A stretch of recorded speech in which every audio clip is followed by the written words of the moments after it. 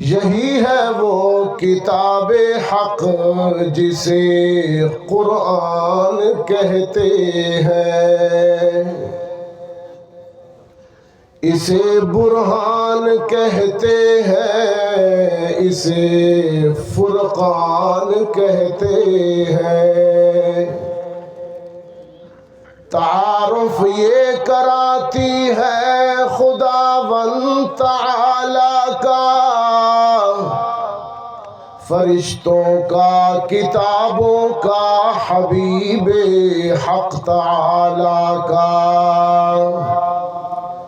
نہ کچھ تحریف کا خطرہ، نہ خدشہ کچھ خیانت کا، خدائے پاک خود ضامن ہے اس کی حفاظت کا۔